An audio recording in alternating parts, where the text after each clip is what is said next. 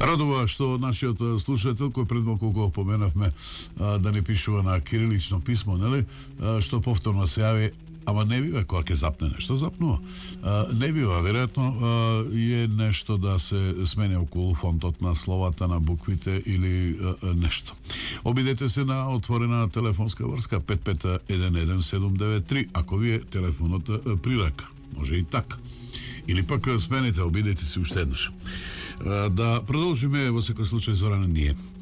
Колку светот го познава, колку го знае и дали од целиот свет го признава Исус Христос и неговото дело? Па да, низ историјата доста е пишувано за Исус Христос, пишувано и у позитивна и у негативна смисла. Доста записи, пример да земеме од кого од Едвард Дзин, еден историчар кој што пишува за Римското царство, значи за пропаста на Римското царство, наведува дека Исус Христос не е спомнат од своите современици историчари. Едвард ги наведува историчарите, нели, Плутар, кој што живеел негдека од 46 па до 120 година, после Јувенел, кој што живеел исто така во својот истиот период, Марцелеј, Сенека, и дека во нивните записи никаде не се споменува Исус Христос како некаква историска личност. Нешто погасно и историчарот и филозофот, значи Бруно Баера, наведува дека Исус Христос е измислена историска личност. Слично размислување исто така има и еден марксистички филозоф, мислам, што не е чудо тоа за него, нели, Каучки, кој што смета дека христијанството не е дело на Исус Христос, туку тоа е дело на историчарот Филон Александревски, тоа е еден современик, и на евреинот на Павле, значи на апостол Павле или евреинот од Тарс, со вистинско име, нели, Савле, како што е. Сега зашто ова е напишано и од која причина е така? Тоа најверојатно е затоа што низ историјата се гледало Исус Христос на некој начин да биде исфрлен од историјата, затоа што се на некој начин он им представувал трн во око на доста луѓе во тоа време, на доста историчари, на доста војсководци, затоа што неговиот начин на проповед се спротивставувал на многу, да речеме, во тоа време ратоборни,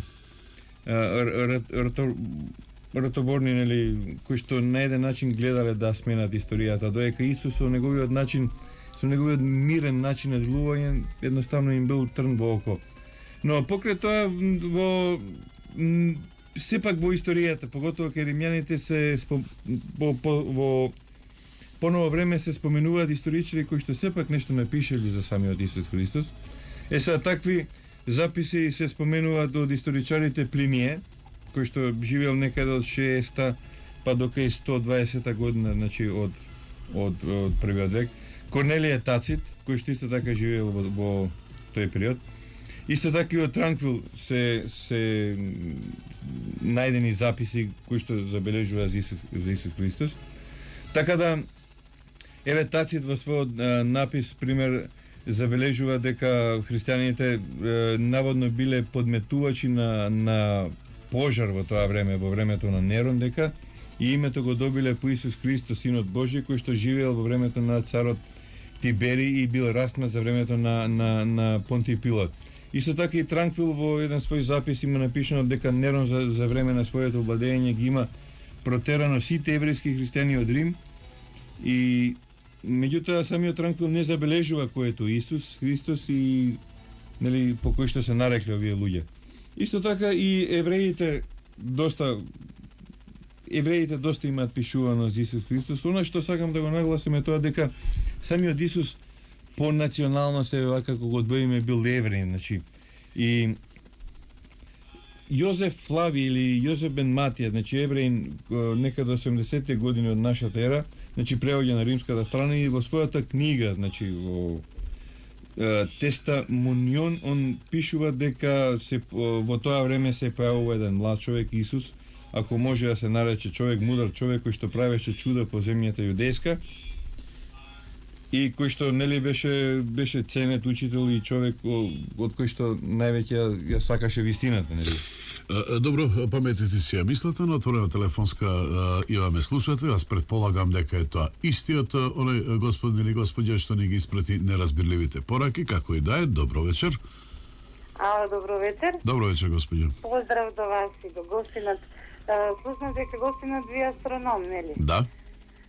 Па би сакала да го прашам од каде поврзаноста меѓу астрономијата и религијата и доколку може да ми одговори на прашањето кога црквата е признаена и кој ја признава?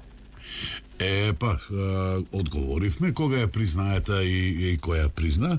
Не знам дали не следевте цело време, но ајде кратка верзија на брзина. Помали прекини, да, ве следев, веројатно. Не ви е добар сигналот. Добро, да. Бидете трпеливи, сега веднаш, Зоране. Добро, од каде поврзаност?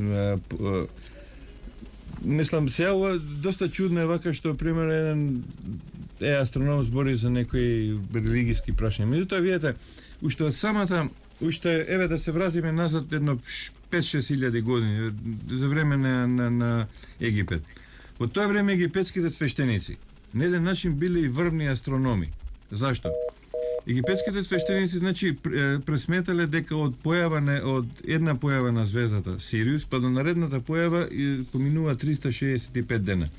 Сега, низ историјата они пресметале дека за период од 1460 години звездата Сириус касни еден ден пред појавањето на самото Сонце. И овој период го нарекле сотичен период и овој период и изнесува 1460 години. Тоа го направиле египетски свештеници кои што биле и врвни астрономи.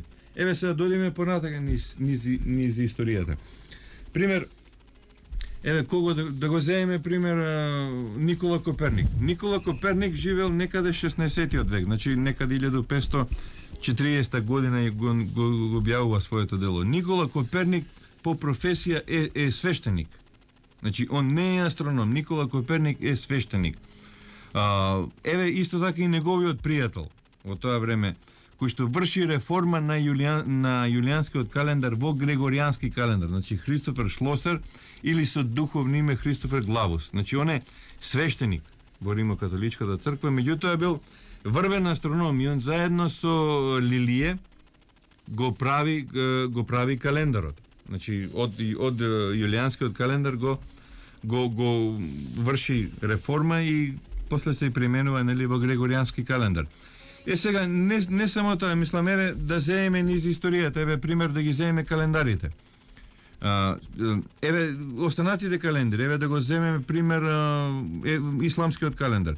Во исламскиот календар е многу тешко да се одреди кога започнува новиот месец. Ние овдека знаеме многу добро кога започнува новиот месец. Значи после 12 часот, после 30-тиот или 31-виот ден започнува нов месец. Меѓутоа во исламскиот календар е многу тешко. Значи таму се новиот месец може да започне во 7, во 8, во 9 часот. Тоа обичен човек не може да го пресмета. Тоа го прават свештеници кои што доста добро ја познаваат астрономијата. Исто така се однесува и до еврејскиот календар.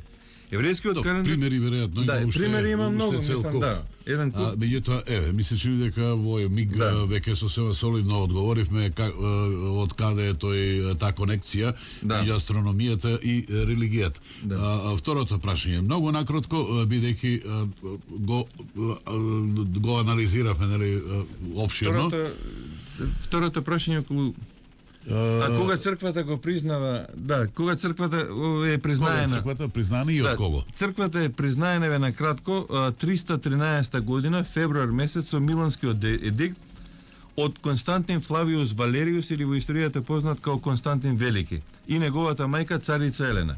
И во таа чест, еве денеска во Ниш аеродромот го носи неговото име, и на 3 јуни има празник кој што се нарекува Свети Константин и царица Елена. На 3 јуни. Тој е одговор на второто прашање на нашата слушателка, а ние да продолжиме онаму каде што сопревме. Па да, еве пример да го земеме еврејскиот Талмуд. Зборувавме за тоа колку светот го познава и знае, нели, Исуса.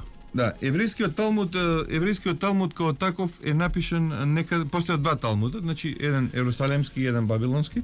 и напишани се некаде во период од 150 до 300 година од нашата ера, значи после Исус Христос. Сега, во еврејскиот Талмуд на еден многу лош начин е споменуван Исус Христос, затоа што он на некој начин евреите го сметаат отпадник од нивната вера. И таму го нарекуваат со секакви најпогрдни називи. Значи, еден од називите е Балаам, што значи душман на својот собствен народ. Значи, тоа најголем увреда кај еврејскиот народ е кога некој ќе ве нарече Балаам, значи душман на својот собствен народ. Сега,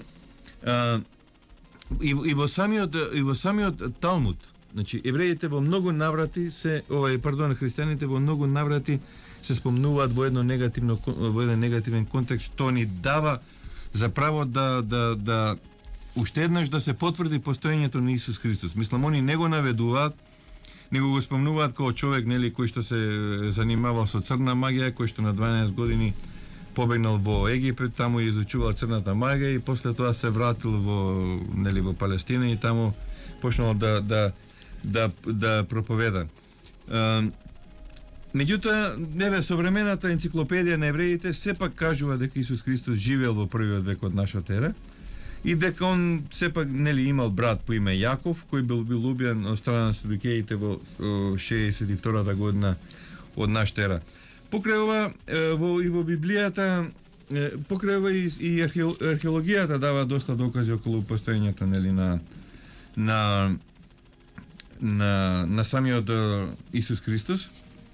Во археологијата се споменува тоа што е пронајдена куќата на апостол Петар во Капернаум и на зидовите пишува Симеон, затоа што вистинското име на апостол Петар е Симеон. Исто така е најден и гробот на Понтиј Пилот,